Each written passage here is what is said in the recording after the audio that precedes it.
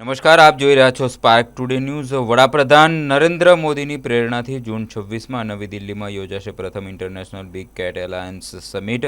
ભારત સરકારના વન પર્યાવરણ જલવાયુ પરિવર્તન દ્વારા સમિટના પૂર્વાધ રૂપે ભોપાલ, ભુવનેશ્વર, ગેંગટોક અને ચંદ્રપુરમાં પ્રી ઇવેન્ટ યોજાશે। સાસણ ગીરમાં યોજાયેલ લાયન કન્વર્ઝેશન અંગેની પ્રીવેટ એશિયાટિક લાયન ગીરના સાવજના જતન, સંવર્ધન, સંરક્ષણના સફળ પરિણામ બાદ પ્રયાસોથી વડાપ્રધાનશ્રીએ વિકાસની વિરાસત ભી મંત્ર સાકાર કર્યો છે।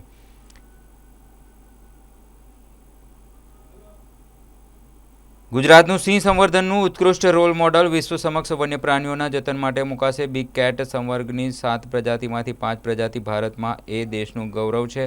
કેન્દ્રીય વન અને પર્યાવરણ મંત્રીશ્રીએ જણાવ્યું છે, ગુજરાતની ભૂમિ પર વાઘનો વસવાટ કાયમી બને તે માટે વન વિભાગની સજ્જતા છે। બરડો સિંહનું બીજું રહેઠાણ બન્યું છે, વન અને પર્યાવરણ મંત્રી અર્જુનભાઈ મોઢવાડિયાએ જણાવ્યું હતું। મુખ્યમંત્રી ભૂપેન્દ્ર પટેલે સ્પષ્ટપણે જણાવ્યું છે કે એશિયાટિક લાયન ગીરના સાવજના જતન, સંવર્ધન અને સંરક્ષણના સફળ પરિણામદાયી પ્રયાસોથી વડાપ્રધાન શ્રી નરેન્દ્રભાઈ મોદીએ વિકાસ ભી વિરાસત ભીનો મંત્ર સાકાર કર્યો છે।